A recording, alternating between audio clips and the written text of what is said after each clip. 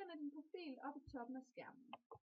Inde på din profil kan du se, hvilke oplysninger vi har på dig, det vil sige, hvilken adresse, hvilket postnummer, hvilket land, hvilket telefonnummer, hvilken mailadresse.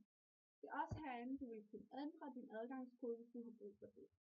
Herinde kan du ændre alle de oplysninger, vi har tilgængelige. Det vil sige, at hvis jeg flytter adresse,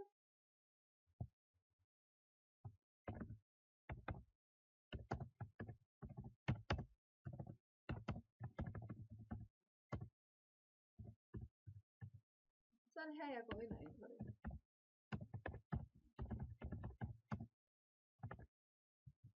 Jeg kan også ændre min mail.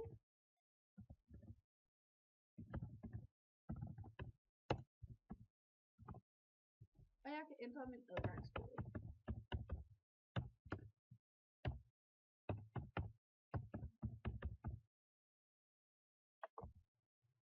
Nu gemmer jeg, at jeg spurgte, om jeg vil gemme de nye ændringer. Det, der er vigtigt at vide, inden du gør det her, er, at lige så snart du gemmer noget herinde, så er det også det, der kommer ned i vores system. Det vil sige, at din nye leveringsadresse vil være den adresse, der står herinde. Din nye mail er den, du skal logge ind med, og det samme gælder for password. Jeg vil ikke flytte alligevel, så jeg annullerer den her. Og laver den om til den anden adresse.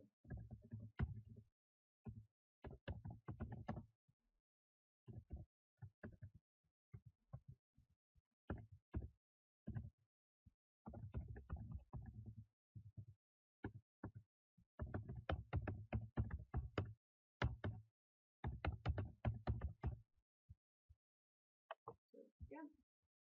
OK. Nu er din profil blevet opdateret, og de oplysninger, du har ændret, bliver sendt direkte ned til vores system. Jeg håber, at det var hjælpsomt. Hvis du har nogen som helst former for uddybende spørgsmål eller spørgsmål til andet, så er du meget velkommen til at ringe eller skrive.